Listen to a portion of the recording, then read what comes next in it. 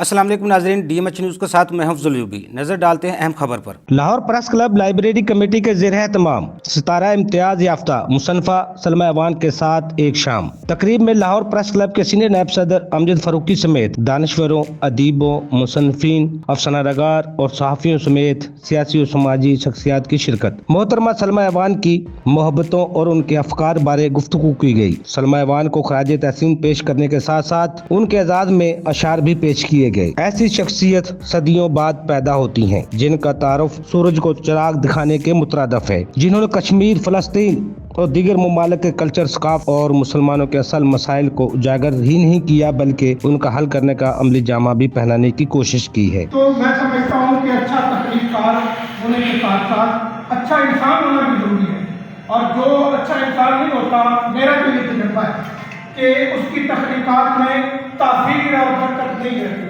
لیکن سلمہ ایوان صاحبہ جتنی اچھی تحریر کارہ ہے اتنی ہی اچھی انسان بھی ہے، اسی لیے ان کی تحقیقات میں،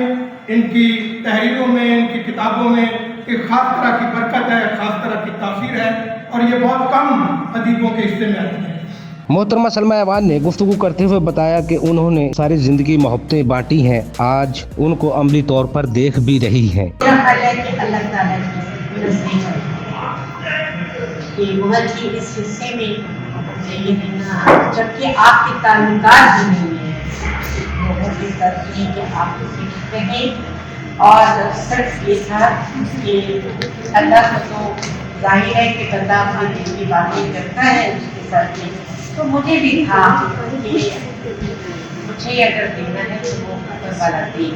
تو بس اوپر والی نے میری عزت کو رکھا، اور وہ باقی یاد ہے کہ اسلم ملک نے مجھے فون کیا تھا کہ آپا مسرت کے وہاں پر نامینیشن ہوئی ہے اور ہم آپ کے لیے، میں نے کہا کوئی بات نہیں، کوئی ایسی بات نہیں ہے، مطلب آپ لوگوں نے اتنی بات کی تو یہ اس کی بڑی کوئی بات نہیں ہوئی ہے، تو یہ آپ لوگوں کی محبتیں ہیں، یہ ان سے بڑا کوئی اعزاز نہیں ہے، کوئی اس محبت سے بڑا کوئی میڈل نہیں ہے۔ میں سمجھتی ہوں کہ جتنی آپ لوگوں نے خوشی کی اور جتنی باقی لوگوں نے بھی اظہار کیا، یہی میرا انعام،